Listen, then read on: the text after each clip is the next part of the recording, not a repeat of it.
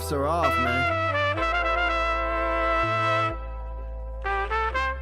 Get right. Too many left in these leagues, but I ain't gonna leave. I'ma get right. Get right. Down to the bottom and scratch it for all the... Hey everybody, Adam Rank here. What's up, everybody? It's Marcus Grant. This is AJ Dillon of the Green Bay Packers. I got to give a shout out to y'all at Get Right Fantasy. If you are not subscribed, what are you waiting for? You want to lose your league? Our league. Check out the Get Right Fantasy Network. You got to get right with the Get Right Fantasy Network. And best of luck with your podcast. Appreciate the support. And you're tuned in to watch my boys at Get Right Fantasy Network. Get you right. Enjoy the show. But I tune in every Friday. Strategies provided, I will lock in every way. So go and roll your sleeves up. Yeah, go and roll your sleeves up. And I'm getting down cause I roll my sleeves up. And I'm getting right cause I roll my sleeves up. Yo, what's up, football fans? Welcome to another episode of The Extra Point. Got my guy Cody with me. I love to see the head nod, right? Like the dude. I mean, like you could just sit here for like, like 30 more seconds. I mean, it's too long, but like that'd be dope, right? And just get yourself pumped up. So, what's up, my boy? How you doing, man? I'm doing great. How about you?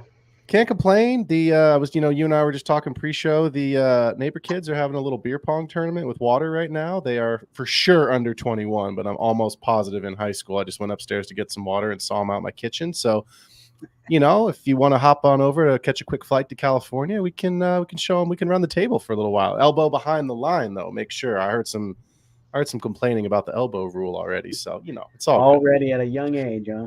Hey, at least they're playing by the rules, man. They know what's up. So, but yeah, welcome into the show. Super excited to have Cody here tonight. Let's do some announcements. Let's pay some bills real quick, and then we will jump into it. Y'all know what it is. Hit that like and subscribe button. You know how to follow along on The Extra Point. You can obviously catch me on X at P Ruskin. I've actually taken a little bit of my legit or bullshit segment, and I've started tweeting some of that out with some polls. So really cool that people have been interacting with that. Jump over to at P Ruskin on X. Follow me there. You can interact. Drop me questions. Drop me any lines you want to see on the show. Obviously follow along on Instagram at _extrapoint_FFB. And of course, if a podcast is more your style, go over to Spotify and Patreon to find the show there as well. And while we're here at the top, Cody, where can everybody find you?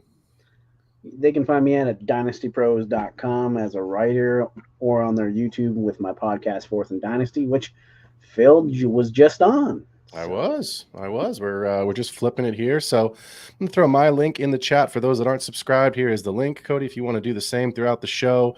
We will obviously be taking live Q&A. I'm going to pay a bill here real quick, and then, we are going to get into some content. Y'all know we've got shows for you basically every day of the week right now. So on Monday, you can catch our waiver wire show at 9 p.m. Tuesday, our boy Tycoon holding it down for the fantasy boardroom. He had a badass show last night. Was excited to hear him. He was also a guest last week on the show. Wednesday, we have our show that we're doing right now at 6. Followed, stay tuned right afterwards. Rasta and Frank will come back and do the buy low, sell high from some redraft perspective at 9 p.m. And then, of course, tomorrow night, you can catch me doing my DFS and betting, obviously doing some underdog. And then, of course, our weekly picks, both straight up and with confidence points. You can catch that at 4 p.m.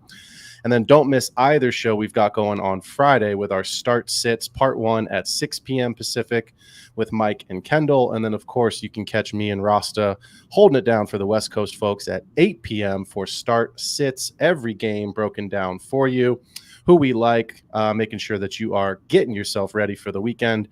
And, of course, jump in on Sunday at 8 a.m. Pacific with Mike for that last-minute bit of news with our active, inactive, last-minute start sits, making sure that you are 100% prepared with any Q&A, getting you ready for kickoff. So super excited for what we've got going on here on the channel. And then, of course, this is all brought to you by our boys over at Underdog. Underdog Fantasy is the best and easiest place to play fantasy sports. From their best ball draft tournaments, where you can obviously draft your team with no season-long time commitments, no waivers, no trades, and no weekly lineup setting. You can also enter their pick'em contests, where you can pick higher or lower on player stats like total yards and touchdowns. That is where I will actually be pulling my higher or lowers from for my DFS and betting shows on Thursdays. And then, of course, you can use the promo code GETRIGHT, GETRIGHT, like you see on the screen. Receive a 50% deposit match instead of the lowly $100 I used to get and Cody, you used to get. Now they are giving you up to $1,000 in bonus cash. Visit underdogfantasy.com or download the fastest growing fantasy app from an app store today. Well, we're not going to talk about him specifically because there's not a ton to talk about, but we are going to talk about some teams and some players that Davante Adams could be traded to, and what does that mean for your dynasty rosters and your impact. So, look, he's 31 years old. He's got the hamstring injury currently. I think you and I, Cody, would probably agree his best days are behind him. He's probably got 1, maybe 2 more impactful years in the league, but let's start at the top with the 2 most likely teams, and let's start with the number 1 team. I think everyone's pretty, it's not guaranteed, but the New York Jets. So what I want to talk about with you is if he goes to the Jets, how does that impact? Let's start with Garrett Wilson. How does it impact Garrett Wilson? What does that do for you in your mind? I think out of everyone, it affects Wilson the most, and that's just because of kind of the comments that Wilson has said in the last few days. It's like they're not using me right and all that kind of stuff. We all know Aaron Rodgers is a diva in that way, that he has his offense and this is how he's going to run it. And that's why Lazard is getting so much play right now. So if you're going to throw in another receiver that he's played with before, he's going to demand those targets. And that's not because of him being wide open or just the better athlete. It's just because he has the trust of Aaron Rodgers. Yeah, that's how it's going to be, and that's how it always will be. So I think it would affect Wilson a lot, even though he's not really producing much right now anyways. And I think that's what scares me. And stay tuned for some of, obviously, we're going to go through some trade for and trade away targets. So spoiler alert, you might hear more about a couple guys we're going to talk about in that segment. But look, Wilson's targets have been 11, 6, 9, and 8 the first 4 weeks. So not bad, obviously, from a target share perspective in terms of what he's getting. Obviously, the production hasn't been there. I know in redraft, if you took him at the 1-2 turn, you are panicking. I don't have him in redraft, thankfully, but in the few dynasty leagues that I do, it's not pretty. I'm not excited to play him as anything more than a flex. I want to just talk about Breece for a second, because I do think it's interesting with Breece getting 6, 8, 5, and 5 in terms of targets. Braylon Allen has been effective. He's been used. You and I talked about him last week. We like Braylon Allen. We think he has a role in this offense. And while it doesn't necessarily take away from what Breece's capabilities are, I think the target market share that could go away from Wilson could also impact Breece, and that's where he has had some value. Do you see, I still would have Breece as a top 5 based on production and age, but do you see a potential maybe 1 or 2 targets less per game for Breece, or do you think it really just impacts Wilson? No, I can see that for Breece, but at the end of the day, I still think Breece would make do with the targets he gets anyways. I'm more worried about what Wilson would produce. So even if Breece is out 1 or 2 targets, I still think that's okay. Yeah, I agree. And I think, like I said earlier, Braylon Allen's been in that role. He's been a good, kind of a fill-in. I flexed him last week in the league. It didn't work out, but it was the right decision on what that roster had. And I was like, this is my best chance to probably get a touchdown or at least get some, decent yardage. So yeah, the Jets would be an interesting spot, which also leads me to believe that obviously he wants to play with a quarterback he knows, and the reason he went to the Raiders. So let's talk about the Saints here for a second with his buddy Derek Carr. Let's just talk about Olave and Shaheed. And the reason I've only brought those 2 guys up, I think regardless, Kamara's role is pretty safe. Yep. I think they're going to use him the way that they have used him. We know there's not a second running back there. I just can't see a world outside of injury where Davante Adams' addition to the team impacts anything they're doing with Kamara. But what does it do from an impact perspective with Olave? And I think that's obviously the higher value player. So how do you view that with Adams potentially going to New Orleans? I actually like it in New Orleans, and here's why. I always think Olave as a 1B player, not a 1A player. Mm-hmm. So I always think he needs someone else there to help combat some of the. So he doesn't have to have the quarterback or cornerback 1 every time. So Adams would do that, and I think, his target share might go down just a tad, maybe 1, 2, 3 targets, but he's going to be more open. He's a great route runner, so I think getting someone on the other side other than Shaheed I think would benefit him greatly.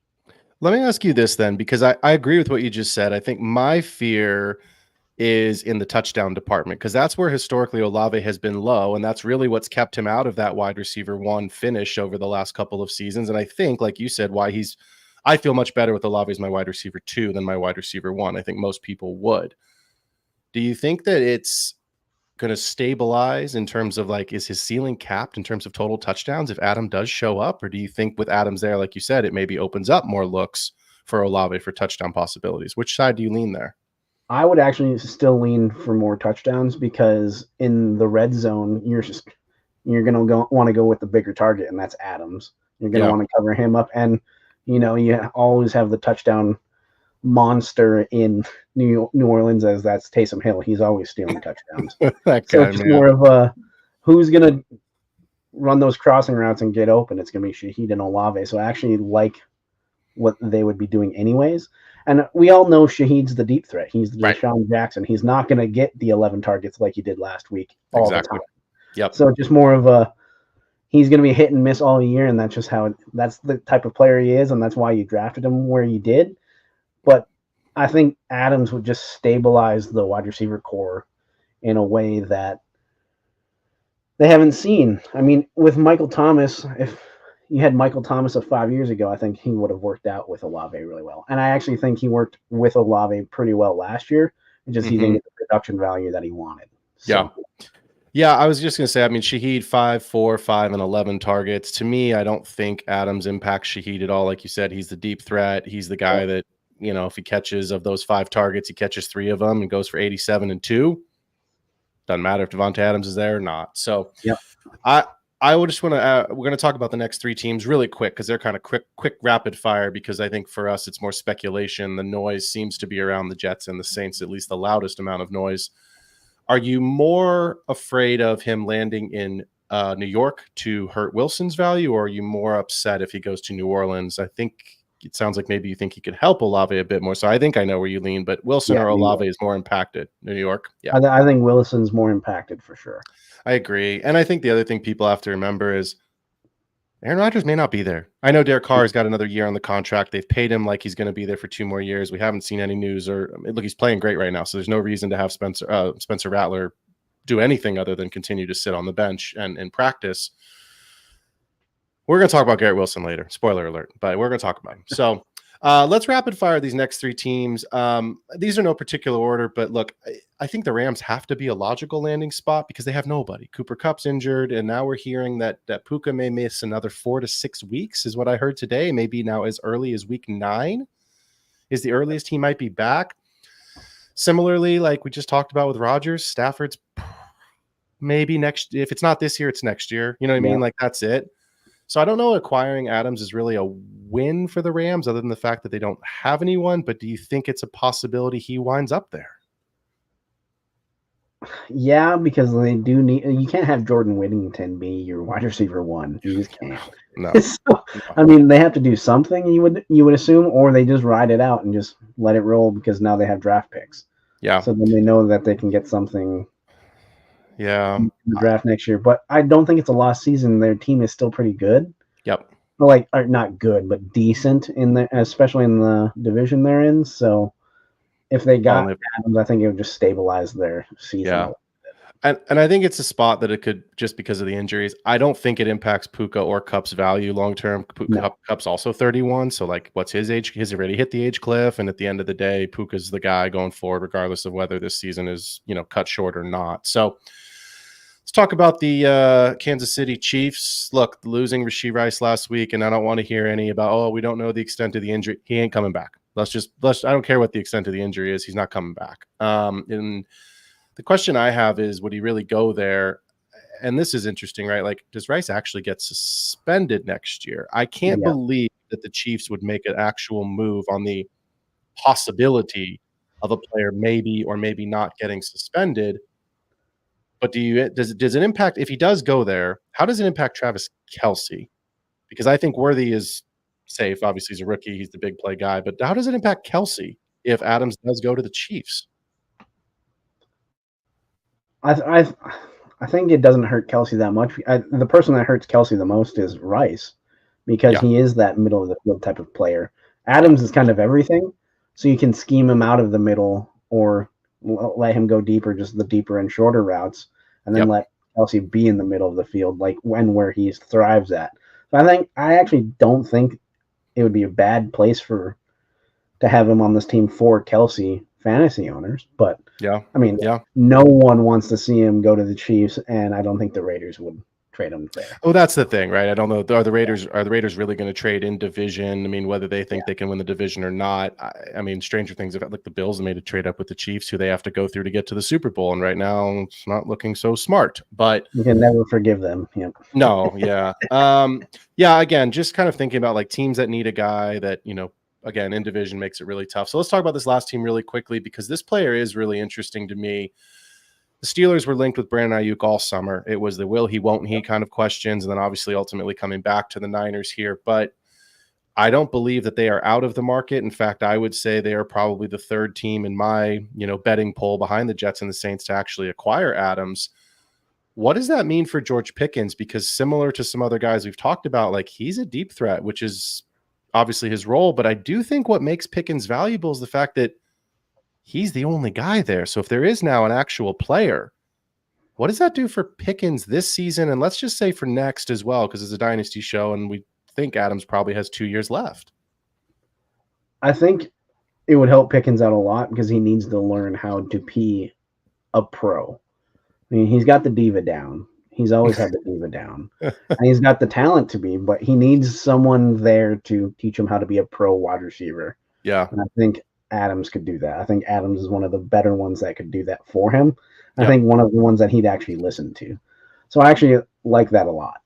I like it too, for exactly the same reason that you just said. He needs to learn, he needs to grow into that.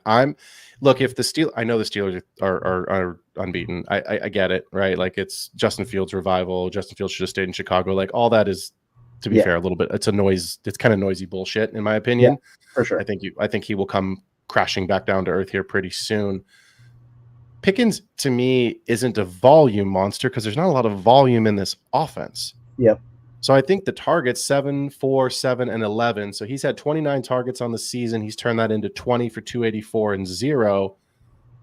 I don't know that it really changes it that much. If anything, I think it's the same thing we talked about, a couple minutes ago with Olave. It puts a guy who demands tension. Like when they play the Broncos, I know it's not in division, but like when they play the Broncos and you've got a lockdown corner like Surtain, who does Surtain cover? Does he take Pickens? Does he take Adams? So exactly. Yeah. I think that actually helps Pickens in that way. Again, not a huge passing volume. We don't know if Fields is going to remain the guy or if Wilson will actually get worked back in, but because they were linked so heavily with Ayuk, it is an interesting position. So can I throw in one more team? Yeah, here? Of course. Yeah, I was just going to ask you. It's just kind of interesting, and I think the value, I think a sneaky team might be the Arizona Cardinals because, I mean, I've been trying to will T. Higgins there to be with Marvin Harrison Jr., but Davante Adams is there. I would actually love that for Marvin Harrison Jr. as well.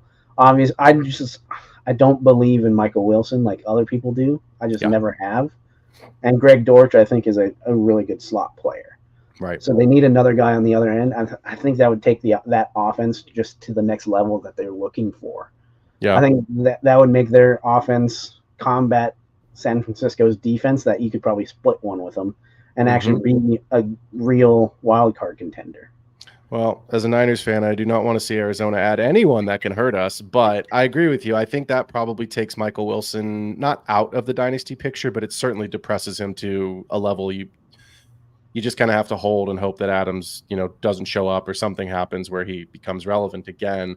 I don't think it would impact McBride at all, and I certainly don't think it's going to impact MHJ. Connor's role is still pretty secure, so maybe he just gets a little bit less, in the passing game, although his value right now has been on the ground. He's been outstanding, so far. I mean, less is more for Connor too. It just always has been. Yep, always has been. Yep. Before we get into the next kind of topic here of is the tight end position broken, before we get into our trade for and trade aways, let's pause. Let's jump in the chat. I know people appreciate y'all showing us love. Got some questions, so we'll get into this before we get into the next topic here. Our boy George, always a good friend of the show. Appreciate having you here. Hey, guys, should I trade Mason for Achane or Bijan? Standard league, so non-PPR redraft. My other running backs are Saquon Barkley and Jahmyr Gibbs. Which side do you lean here? if you can trade Mason for one of those two players, I'm doing that in every format, in my opinion. Just because we don't, even if CMC is out for the year, that's one thing, but maybe Mason's the play. But if you're thinking long term, Achane and Bijan are the better long term plays there. So I would definitely do that. Yeah, I would do it for But Bijan. redraft, I guess. It's redraft. Yeah. That's what I was going to say. It's redraft. I don't think McCaffrey's coming back. It was 6 to 8 weeks from the time of injection for that shot he got in his Achilles. Yeah. That was that was, if it wasn't last Wednesday, it was the Wednesday before. My memory's a little. Yeah. It was within the last 10 to 14 days. Point being is now there's more news that he might have Achilles tendonitis in both legs, and it's just trending down. Yeah, so you're right. In redraft, I would do it for Bijan just because I think the volume is there.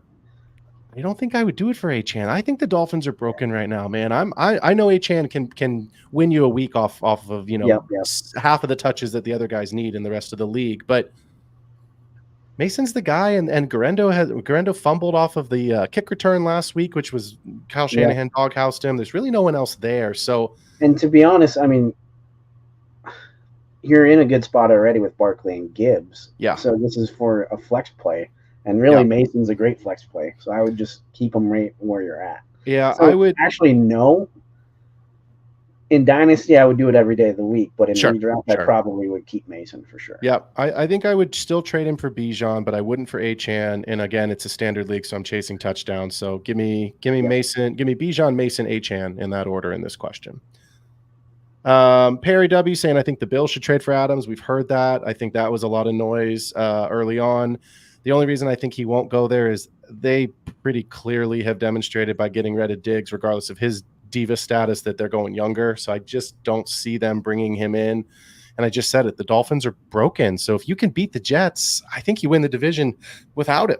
Now you can't. You still got to get past the Chiefs to get to the Super Bowl, or whoever else is going to emerge, possibly the Ravens, who are looking better. But I think from a youth perspective, that seems to be where the Bills are headed right now. Will Hayes, who should I start, Chase Brown or Javonte Williams? This is an easy one for me, but Cody, what do you have here? I think it's an easy one for me too. It's Chase Brown. Yep, Chase Brown. Let's move on. Yeah, I don't want to talk about Javonte. Let's move on. All right, so I think that's okay. Cool. Here we go. Would Wilson's value drop a lot if Adam goes there? So welcome to the show, and I apologize. I'm probably going to butcher this name. Paraiko, I apologize if I butchered your name there, but do appreciate the question. Make sure you hit that like and subscribe button for us.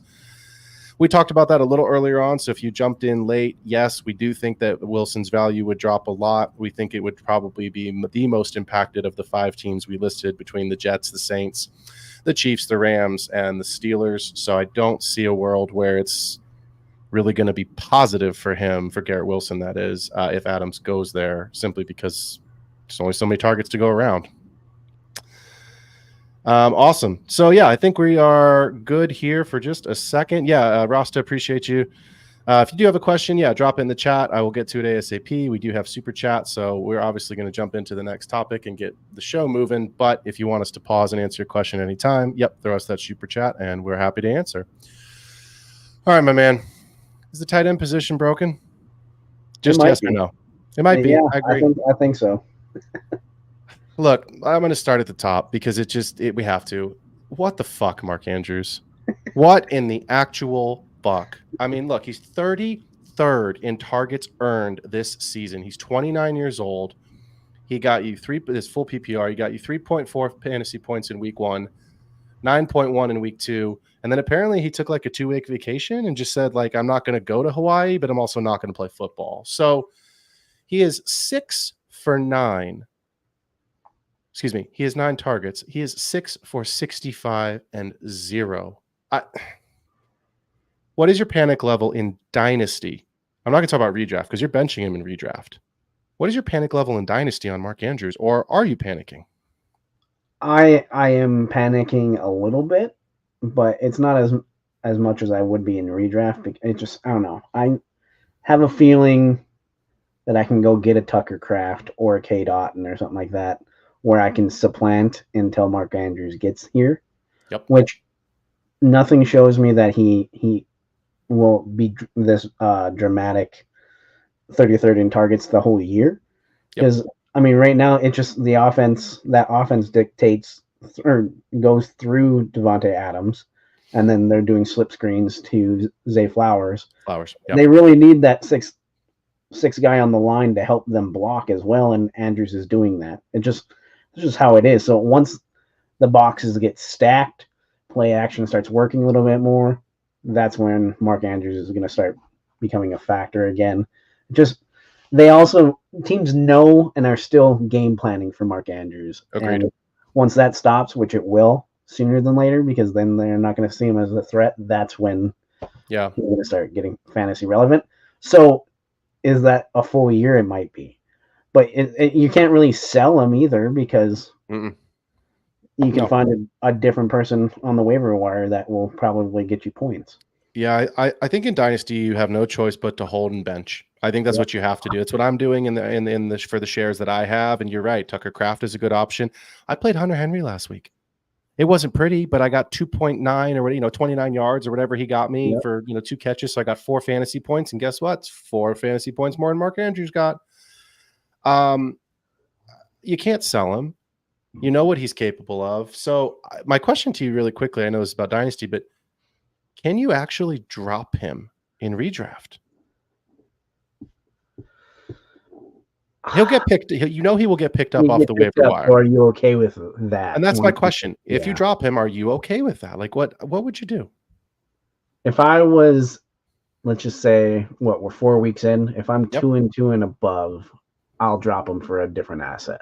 Okay. So if I'm still on a losing team, no, I'm going to keep him. But if I feel like my team is almost good enough to make it, and I just need a little extra push, like a Greg Dortch, I'd probably have Greg Dortch rather than Mark Andrews right now.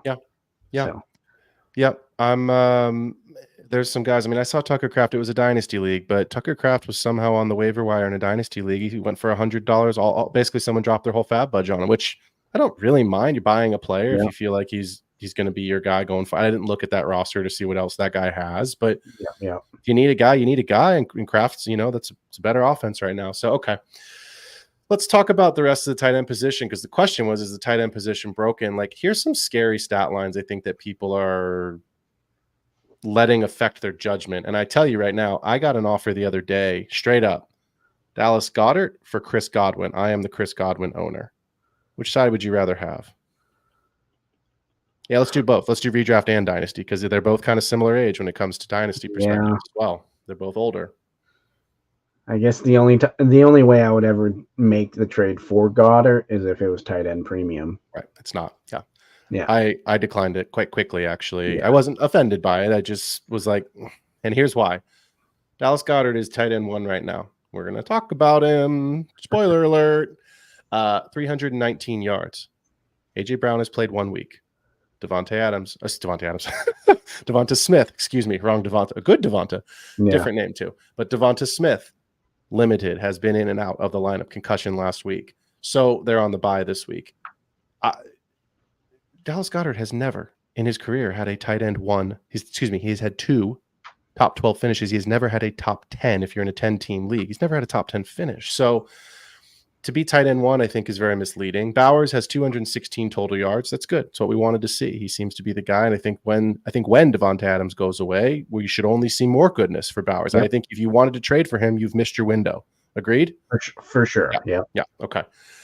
Isaiah Likely, tight end 3 right now in total yards on the season with 167. But we just said it, 111 of those came in week 1. And Mark Andrews doesn't play football, apparently. He's now a blocking tight end. So, look, here's some other scary stats. 20 different tight ends have scored a touchdown this season. Only 21 total touchdowns have been scored. So George Kittle's the only tight end with 2 touchdowns. But here's the guys you draft. Of the 20 tight ends that have scored, roughly half of those guys, league dependent, are on the waiver wire. They're not even rostered, which means you're not getting any points for that. And the guys you drafted, Kelsey, Andrews, Pitts, Laporta, and McBride, have not scored. Only Kittle and Kincaid, of the top 7 consensus tight ends this season in redraft, have found the end zone. So should we just replace the tight end position with a wide receiver or a running back flex spot? Should we just make it tight end premium, or are you a purist and you say, nope, the tight end's an important position in football and I'm going to live with the volatility? Like, how do we fix this? If we're for the commissioners, that are listening in, how do we fix this? Right now, I have no idea because I don't even think it's fixed with tight end premium. I agree with how it is. So yeah, right now it's just, do we replace it or we just hold out? Because does it get any better? When would it get better if the running back position is actually? We've talked about this on my show and on other shows. It's like if you have your bell cow running backs right now, you're sitting really good in your lineups at the moment, and then and then you have all of your flex spots with wide receivers. So is it even worth even rostering a tight end at this moment? I mean, I think it's doing, I won't say it's doing more harm than good, because I think unless you have George Kittle right now, nobody's scoring. No one's happy. Goddard, right? Unless Goddard, which, let's be fair, you didn't play him unless you punted tight end, right? So exactly. Yep. You know how many weeks in a row I've added Brenton Strange and dropped Evan Ingram just because I have to. So it just happened. And so and this is the bad comparison, and this is why we know it's in a bad spot. Is that one fantasy player that you still have a defense or the DST, and they drop one every week and they pick up another one. You can do that with tight end right now. Yeah, you can stream the position for sure. And that's not good. I mean, look, Tucker Kraft's on the waiver wire. Yeah. I mean, I just saw Tucker Kraft. I actually have a couple leagues where I didn't pick him up because I don't want to roster 2 tight ends, but I looked at it and I was like, the leagues that I don't have Andrews, obviously I've gone a different direction, I haven't gone that direction. Leagues I have Andrews, I was like, do I go get Tucker Kraft? And I did in one. I kept Andrews on the hope that I see one more week, but yep. Because it's just hard to press that button, man. But I'm okay if people want to let it go. So anything else you want to talk about on the tight end position? Because I don't think there's much else unless you really want to dive in on something we haven't talked about. I think we want to get into some trade for, trade away. Yeah, we can do trade for, trade away. Let's do it.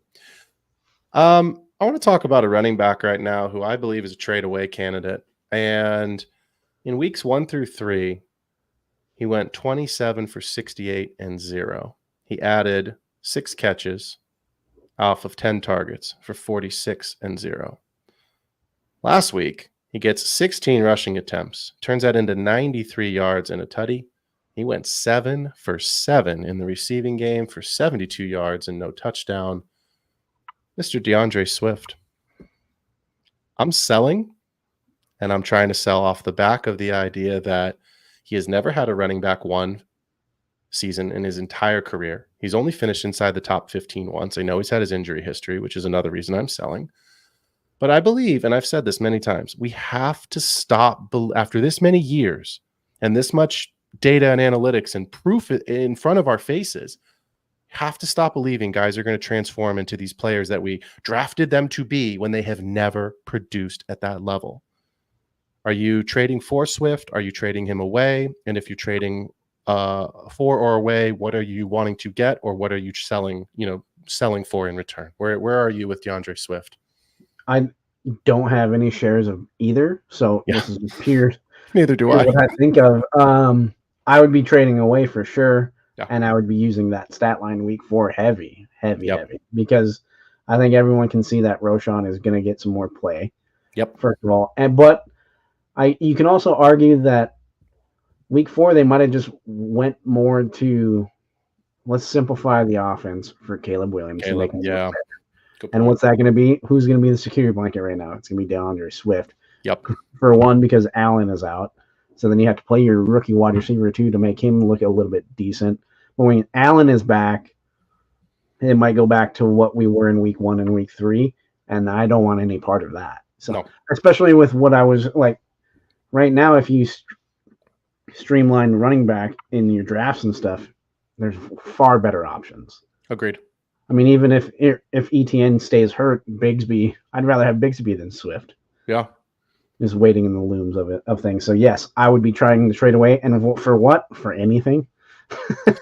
Yeah, well, let's give the people something. I think for me, I would be asking for a second. I think a second is a reasonable price. You're not getting a first. That's ridiculous. We talked about, I think you and I a couple weeks ago about Alvin on your show, Fourth and Dynasty. You're talking about Alvin Kamara, and I said I think you have to get a first right now. It was after the 56-point week or the blow up, and I said if you don't get a first right now, you're not getting it. You're going to get a second and maybe another piece, maybe a third or a younger veteran on week 3 after the first. On week 3, right? But I do think you could find someone to give you a second in your league. I think that gets a trade done. Would you take a third and a younger piece? And if the answer is yes, what younger piece would you be looking for? Give me one or two names that pop into your head, because I have one, and one of them you already said. I would take a third and even like a Marvin Mims, even just to see, because I'd rather have a dart throw in a younger wide receiver. Like that, or like, I think that's where it was, or even an older piece like Tyler Lockett. We all know he's on his way out, but if they're willing to throw him in there, I'm gonna take that in a heartbeat. I would take Tank Bigsby in a third for exactly the reason that you said. Right, it wasn't good last season. It was kind of, yes, he's great, and then all of a sudden he's back to nothing with Etienne, and now we don't know what that's looking like. So that was a piece that I came up with.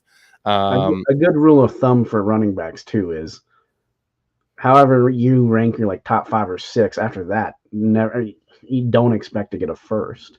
No, like always just start the bidding at with a second to see what they're valuing that running back as well. So. Yep, agreed. Anything else on DeAndre Swift? We got 2 more trade away guys we want to get to here. Let's keep going. Let's do it. This next player, 29 years old. He has finished inside the top 12 only 2 times in his career. But you and I both know if you don't finish inside the top 5 at the tight end every year, 6 through 10, 6 through 12, depending on your league size, 6 through 14, it's a crapshoot. Insert name here for what that guy is going to be on a year-to-year basis. I just don't believe if you're finishing inside the 11, 12 spot that's affirming that you're a good tight end. Here's the spoiler alert. He's currently the tight end 1. He has on a bye this week. He has not scored a touchdown, and he's still the tight end 1, which should also tell you how bad the effing tight end position is right now. But we're talking about Dallas Goedert. I believe A.J. Brown and Devonta Smith both come back next week. I think you have to sell Goddard this week. I forgot to say this. With Swift, he has Carolina and Jacksonville his next 2 weeks at home.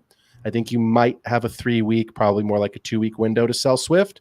Yep. I think you got to sell Goddard this week. Do you agree with that? And if you do, what are you selling him for? I'm selling him for.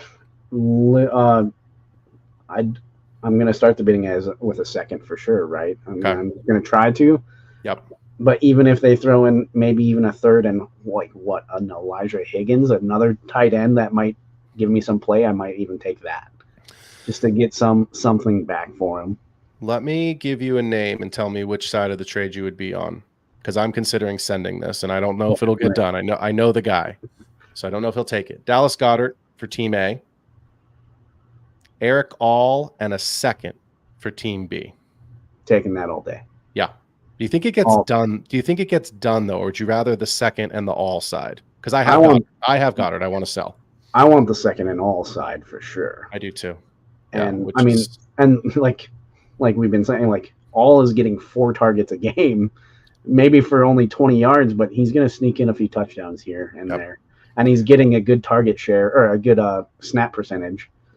Well, look, Mike Gesicki was 1 for 1 for negative, lost 9 yards last week. Yeah, like he lost you points in your lineup, and he's not a blocker at all. He's not a blocker. And it's the Jamar Chase show, right? I mean, Higgins is a touchdown, a toenail or 2 taps away from a 1 or 2 touchdowns. He could have had much bigger weeks these last 2 weeks, but I just don't see a world where Eric All doesn't, especially in Dynasty, doesn't take over as the tight end here, possibly as early as this season in a full-time role for Gesicki. So give me Eric All in a second. I'm going to send that trade. The guy that I'm trying to trade for is really high on Eric All, so that's why I say I don't know if he'll take it.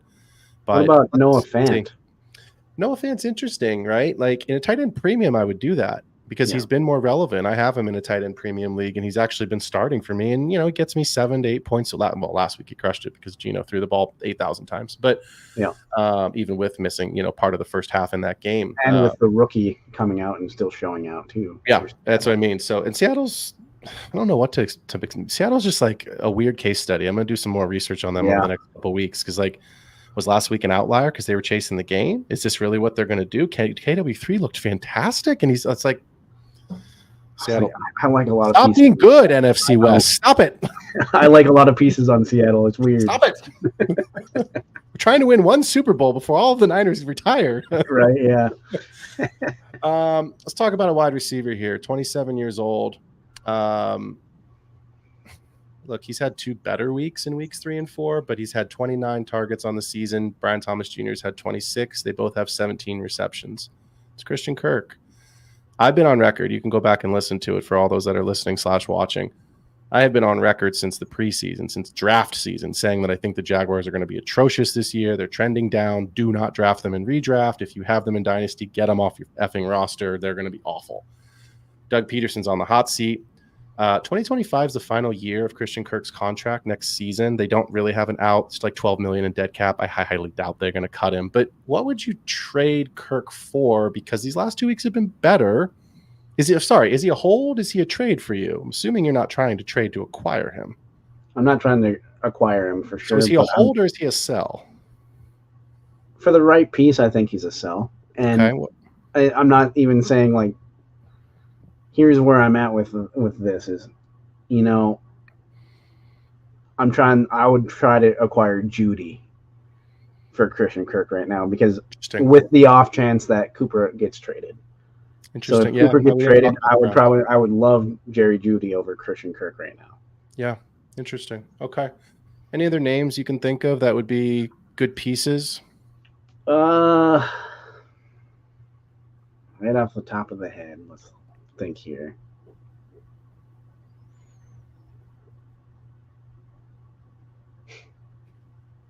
I know I put you on the spot there.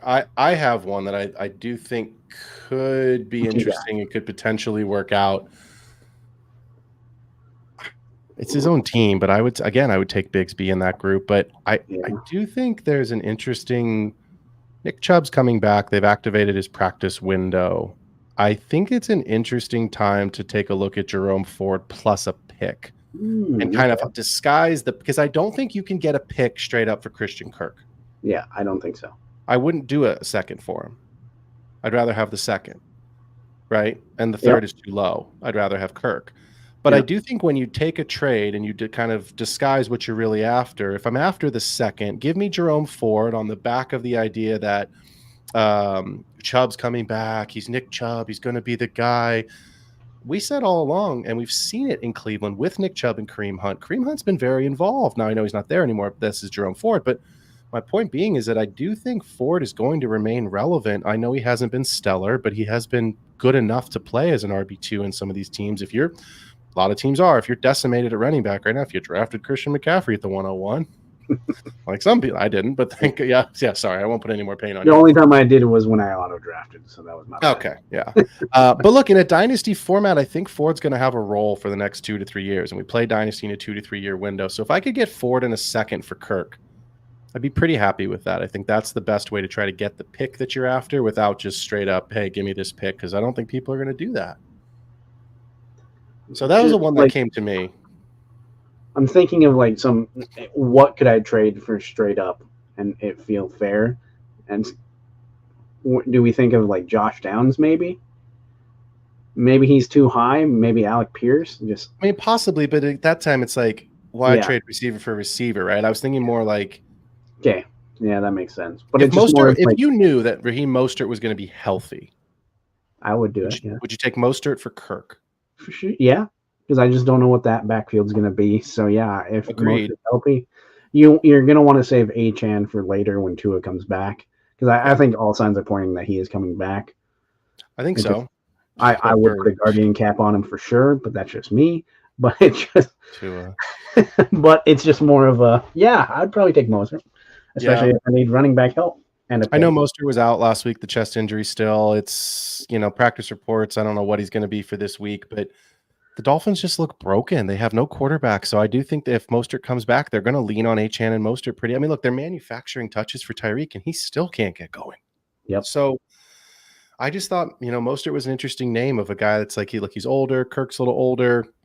Maybe you're a win now team in Dynasty and you really need a running back, and maybe you drafted Keon Coleman in the second round. Maybe you got BTJ in the second round, some of those younger receivers, or you've got Corum who hasn't sniffed the field. I mean, Ronnie Rivers is getting play right now. Like, come on. So, yeah. All right.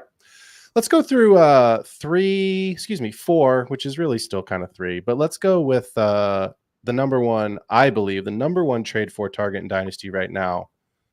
It's Garrett Wilson. I mean, look, the panic alarm in redraft, you draft him at the 1-2 turn. He's had 34 targets. He's turned it into 20 for 191 and 1. I think this is as low as you can get him. I think people are bailing out. I just saw him hit the wire in my main Dynasty league, the league that I care the most about. I saw him hit the wire yesterday, the trade block, not the waiver wire. Sorry. My mind went to redraft for a second. I was like, the waiver wire, scoop him up. Yes, no, sorry. The trade block. And I hit my buddy up. I just texted him. I said, look, give me a price check, because he still thinks he's, the guy that's paying, everyone's going to pay a premium. What he told me was, in fact, I'll read you the text. He said, I want a younger RB2 or an older RB2 and a pick. So let's just start there as a barometer. Give me some names in the younger RB2 space. Let's just assume that trade would go through, or at least be the building blocks of a discussion. What range of RB2 are we talking? Like fringe RB2 or like fringe RB1s? Problem I'm thinking about is like the guys that are younger RB2s are the fringe RB1 guys, because otherwise you're looking at like Rashad White. Yeah. Am I looking at Rashad White or am I looking at Kenneth Walker? I'd rather have Kenneth Walker. I mean, I would too. So that's why it's like Pacheco, James KW3, like those are the younger guys and that are RB2s that we all thought / still could, well, not Pacheco, but the other two that still could finish on that fringe RB1. But I'd rather have those running backs. Even Rashad White? Not Rashad White. No, I'd rather have Pacheco, Cook, or KW3. Oh, okay, yeah. But I was like, what if you gave him Rashad White and a pick for Wilson? I would do that. What would you add? A second? To get this isn't, by the way, sorry to cut you off. This isn't us like trying to figure out what I should trade. This is just in general, like for people that are listening. If you're trying to acquire Garrett Wilson, here's some names. Yeah, I think Rashad White, and I'm throwing in the second just so I can get the deal done. I might start it out with a third. Yeah. Just to see if it can get done, but like you said, I don't want to miss out on Garrett Wilson if he's actually going to try to trade him. So I'm all right with trading a second-round pick and Rashad White for him. What about for those people that might be bailing on Ramondre Stevenson? Oh, yeah. What do you have to add on top to get Wilson? Because I don't know if Stevenson in a second gets it done. Is it 2 seconds? Is it a second and a future first? You go with the 26 first and hope your team does well and makes the playoffs and it becomes a late first? Yeah, I would, because I wouldn't be trading a 25 first for him, because there's 10 running backs that I can have that'll replace Stevenson. Agreed. So, yeah, maybe a 26 first, I would do that. Yeah, I think I would too. Yeah. It's hard because, like, the names that are the obvious names, like, you just can't. Like, is Najee Harris in that list, do you think? Yeah, I think Najee's in there. What if he gets another contract? Then he's sitting real good, you would think. Problem with Najee is I don't know where he's playing next year. Yeah, exactly. In a dynasty perspective, you have to look at that, right? Like, they didn't pick up his 5th-year option. It's not like he's crushed it this year, even though Jalen Warren's been hurt. Like, he still hasn't been. Yeah. His rookie season has been his best year. So I just don't know the temperature check on Najee as far as, like, put it this way. If I saw Najee come in as part of a trade, I'm going, something stinks. What am I getting duped here? Like, what am I missing? I'm not talking about going on Keep Trade Cut and throwing in a trade calculator. F that. I'm not talking about that nonsense. I'm talking about using your brain that watches football on a weekly basis and goes, what are you really after? Because obviously Najee is a roster dump. Yeah. So, yeah, it's interesting. I think some of the names, like, okay, so let's go with a name you don't want to trade. Would you trade James Cook? for Garrett Wilson straight up, or what is missing in that deal?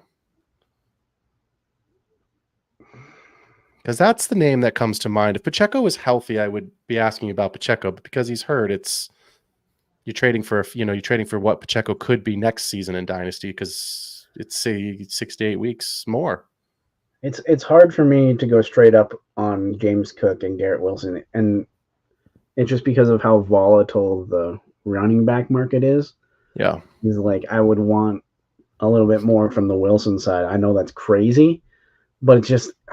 But is it right now? Is it? I don't know what running back I'm going to have. So if I have a running back, I think even a top running back 2 asset is a little bit more valuable in trades right now. So I mean, like Garrett Wilson was one of those, like I was saying earlier, right, when we were talking about guys like DeAndre Swift, and I said, like, we've got to stop using what we projected them to be for what their value is when they've never hit that. And you and I've talked about this, and I've talked about this on other shows. Garrett Wilson, Drake London, Brandon Ayuk, Michael Pittman, T. Higgins, Tank Dell, like all of those guys, Terry McLaurin, were all kind of in that flat tier of wide receivers of like Chris Olave. These are the guys. Yeah, but you're drafting these guys at the 1-2 turn or at the middle of the second round in redraft. And to be fair, in your single quarterback dynasty startups, that's still where they're going. Yep. And they've never produced that. Yeah. So it's like, I get it. You have to draft. Look, we have to draft for projections, right? Marvin Harrison is the consensus 101. Yep. We were putting a gold jacket on the kid before he stepped on the field for the Cardinals. So for sure, yeah. I understand that's how we draft. I do it too. I play in a ton of dynasty leagues. This is a dynasty show. But at some point, after enough data has come in and you look at it and you go, this kid hasn't hit the heights that we've drafted him at. What is his true value? You have to stop looking at 3 years ago when he was the number 10 overall pick. Yeah. And I mean, so I'd rather have James Cook, and I don't think it's that silly to say that. I think so too. So if you're looking at Garrett Wilson, I still think he's a great trade for target. I think we've given you a couple of names. Ramondre Stevenson and a pick would be interesting if you could get that done. You know, if you've got somebody who believes that Joe Mixon with the contract and a high scoring offense in Houston is the guy, maybe you get, Mixon and a pick. That could be in it. I know Mixon's hurt, but we will come back. I think that's an interesting name. So there's definitely some names plus a pick, I think, that you could go and try and acquire for. What if I just gave you the whole Tampa Bay backfield, Bucky Irving and Rachaad White? It's interesting. I'd rather have Wilson, so that's possible that gets done. If you're trading out, Rachaad White instead of a pick, because you're basically trading a pick with Bucky because he's a rookie. So it's you're basically trading kind of a second/third rounder wherever he went in your drafts there, depending on your league. So that's an interesting one. Yeah, Rachaad White and Bucky, Rachaad White plus a pick might get Garrett Wilson done. Look, we all know trades that shouldn't get done. Trades that you're like, nah, I'll send this and it'll never get done. All of a sudden you wake up and check your sleeper app and you're like, oh shit, I got it got done, right? So send some stuff for Wilson. I think this is as low as you can get him. And if you still believe he can help your team as a wide receiver 2, which is what he is right now, then I would try and go get him. I think he's a great trade for a target. I'm still betting on the youth and the talent. Let's move on. I want to talk about my league winner in redraft this season that I put on my redraft show. He was 7 for 7 last week for 49 yards. So the yardage wasn't great, but the targets were there. He caught them all. He's tight end 10 on the year, but he missed a week, so his numbers aren't totally reflective. But here's the catch with Mr. Jake Ferguson. Brandon Cooks has an infection in his knee from surgery last week, so he's out for 1 to 2 weeks. Then they have the bye week, and then they get San Francisco's defense. I had Jake Ferguson on the redraft league winners show for the simple reason that I don't believe outside of CeeDee Lamb there is anybody in that offense capable of catching a pass except for Jake Ferguson. Would you trade for Jake Ferguson right now, especially with the Brandon Cooks news? And what's the price? I've probably even came on this show and said I don't like Jake Ferguson, but he's proven me wrong. He's proven me wrong for sure, and I would be trading for him for sure. Yeah. I have to. And am I trading one of the higher end guys that's not producing right now for him? Just especially if I'm contending, maybe. Because where are we going with the tight end position, like we all have been saying? Yep. But yeah, in rookie drafts in Dynasty, you're never trying to draft a tight end unless you're in desperate need for him, right? A Brock Bowers is like the Bowers, anomaly. he's an outlier. I mean, so Yeah. Laporta So was where still did an the outlier. second one go? It was Yeah. Jatavian Sanders, and he was in 3 or 4, right? Correct. Yeah. So I think the correct value is probably a second, right? Yeah. Ben Sinnott, I actually think, was the second tight end off the You're board. right, and even It was that Sinnott was still before 3 and 4. Sanders. Yeah. Maybe late second, third, early third. So it's Early like third. Yeah. even there, it's like if I can get a second, if I'm trading the Jake Ferguson owner a second, I think they would snatch that up. They should. They should at least think about it, unless that's all they have. Because then I'd probably add a Tyler Conklin in there too, just to sweeten the pot or something like that. Yep. Because I don't think I'm giving up a wide receiver or a running back for a tight end. Not one. I don't even think. I'd rather have that value. I think you're upgrading in this case. It's funny you said Conklin because that's what I was thinking of. I was thinking of, okay, who's a tight end that's kind of the de facto wide receiver 2 for their team that's not named Trey McBride? Yeah. Right. And that was the first name I came to, was like Conklin's usage has been good. Wilson's getting kind of stinky. It's why he's a trade target for us right now. We know what he's been this season, or in this case, what he hasn't.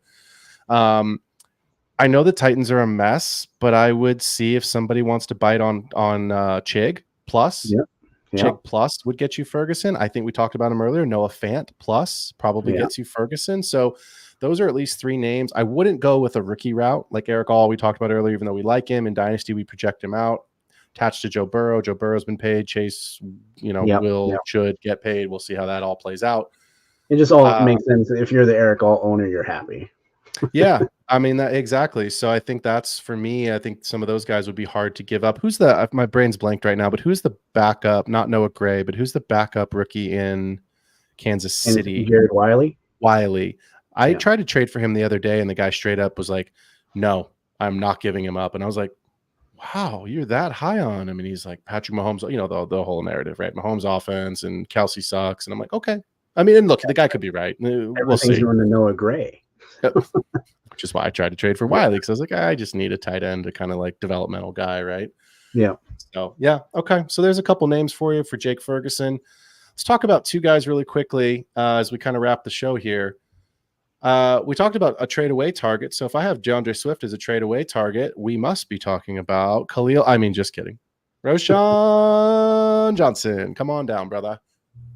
I don't have a ton of metrics on him because there aren't a lot of metrics, but here's the statistic, if you even want to call it that. He's getting ramped up, and he found the end zone last weekend.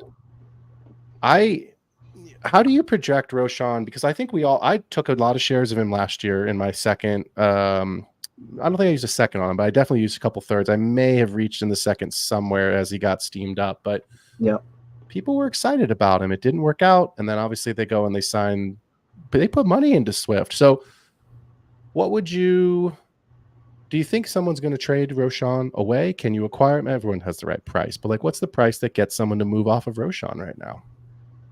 I think if you're trying to trade for Roschon, you got to try to find the guys that are kind of in the same tier, and I'd try to give 2 of them if you have them. Okay. And the 2 that come to mind are Tank Bigsby and Ray Davis. Yep. Can I give those 2 guys up to get Roschon, knowing that Roschon's probably going to take over? Yep. You think Davis is getting a little bit more play. Bigsby is obviously getting a little bit more play. Yep. So you're still going to get the same value just out of 2 players out of 1. It'd be tough for me not to take that deal. Let me ask you this name, because this came up in a conversation I was texting with a buddy the other day, and he and I were kind of going. I think he and I were on different sides of the fence here.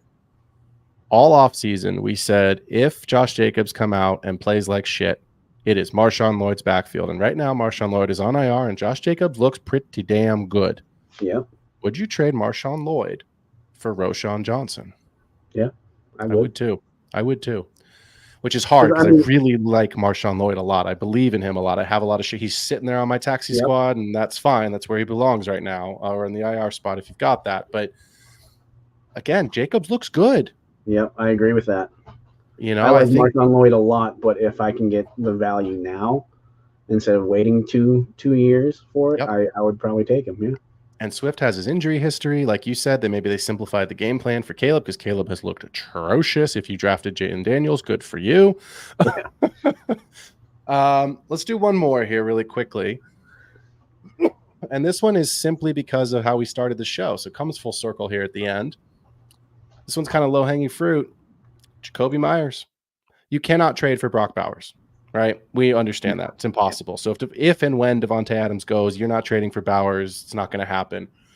You don't want White. You don't want Madison. Would you? I have Jacoby Myers as a trade for on the real cheap and here's the caveat, as a contending team who needs a wide receiver. If you lost Puka, if you lost Kupp, if you've been out A.J. Brown for the whole season so far to date, if you've got some of these guys in a dynasty format that just haven't panned out, would you trade for Jacoby Myers? And where do you assess his value? It's a low volume offense, etc. We know all the challenges the Raiders face. I mean, it's really interesting, right? Because even with Davante, like week 1 and last year is a nice sample size, right? It's like, man, Jacoby, has Myers always been this kind of nice?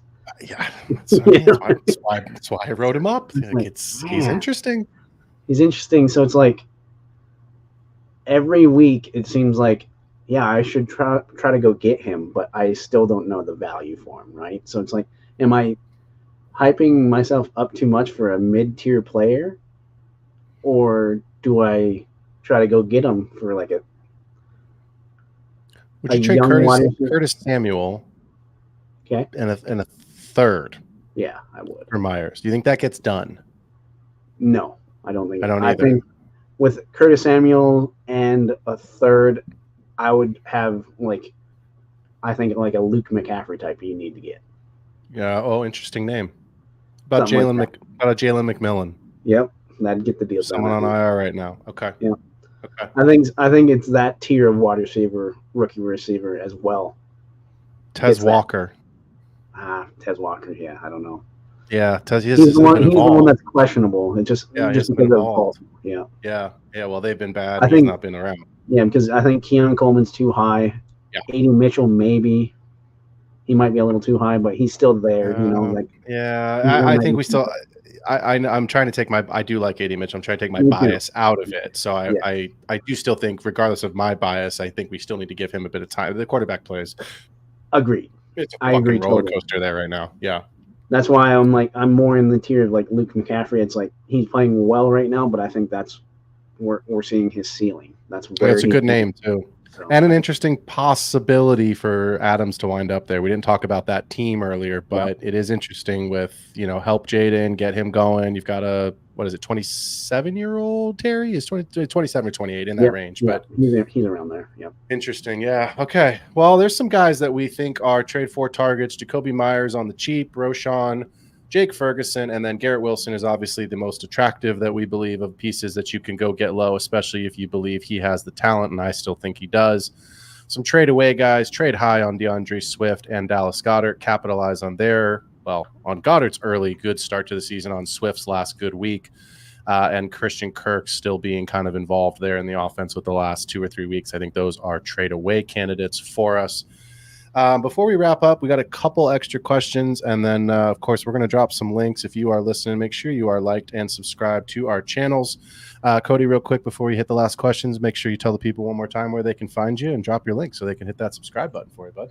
You can find me at the Dynasty Pros Football YouTube page or dynastyprosfootball.com for my written content. And I have a show over there called Fourth and Dynasty Podcast. Phil has been on it. It's a nice little fun little dynasty show that we do. So. I love it. It's awesome. Appreciate you being here, brother. Let's do last 2 questions here from Team Money. Looks like this might be a 2-parter. 10-man PPR. First of all, thanks so much for giving us the context. We love that. 10-man PPR. Burrow, Jacobs, Connor, CD, Chase, Kincaid, DK, JMO, Ford, Chase Brothers is his roster. Downs, Wicks, Worthy, Brooks, and IR 2-2. So he says the 1 and 3 guys sent me Gibbs and Devonta Smith for DK and Connor. Are you all taking that? 100%. 100%. For those that are listening, Cody's shaking his head. 100%. Sorry for the audio listeners. Yeah, you take that deal and you don't look back. No, you Because- run. Yeah, because Davante Smith, just based off volume alone, is a better play than DK. And Connor is old and you're getting a young Gibbs. Like, you're upgrading in both spots, and like, I don't know why he would send that to you. I agree. Yeah, I would agree, T Money, and I appreciate you giving us your roster here because now we know you have DK and Mr. Yes. James Conner. So, yeah, to me, this is a smash and grab job. I'm out. I'm not looking back, and I would press the accept button as fast as humanly possible and hope that your league doesn't ask. I don't think there should be a veto, which, by the way, sets a really bad precedent. Please don't veto a trade unless you trade Patrick Mahomes for, Tyler Snoop Huntley. Then you can veto that. Yeah, Right? but Don't veto trades. It's not a good look, guys and girls, folks, all the folks. Most of the time, they've been talking about this for a few days and stuff, so it's like they've both agreed to it, so it should be fine. Yeah, I agree with you. I mean, this is a bit of a head scratcher for me. I would not give up the Gibbs Devonta side, but if you get it done, maybe someone has a specific conviction, or maybe it's a Seahawks fan, but then we're good to go. So, well, as always, appreciate you being here, brother. Always good to see you, man. It was an awesome time tonight. Again, I will be back tomorrow with my show at 4:00 Pacific time, going through some DraftKings DFS lineups that I like for cash, going through my higher or lower picks that I like on Underdog, and then finishing the show with my weekly picks, both from straight up perspective and my confidence points. And that show's usually about 30 to 45 minutes. So we will get you right for Thursday night football. Who do we have this week? Falcons and who? Who do the Falcons play? I have to look. Falcons and somebody. In a divisional game, maybe? I thought so, yeah. Falcons and the Buccaneers. Maybe a good game, actually, because those last 2 Thursdays have been stinky. Yeah, I'd like that. I only like the fact that Neighbors, minus the concussion, absolutely fucking crushed it. That was beautiful, but the rest of the game was like, God. So I did like seeing 12 targets for Wandell. I liked that. I liked my CD anytime touchdown. We're going to review my picks from last week. I made some money last week. So, all right, folks, y'all know what to do. Hit that like and subscribe button for us. If you like the content, you can also listen along on Spotify and Patreon. Find me over there at The Extra Point. See you all tomorrow. We out. Wanted to white fantasy is the play.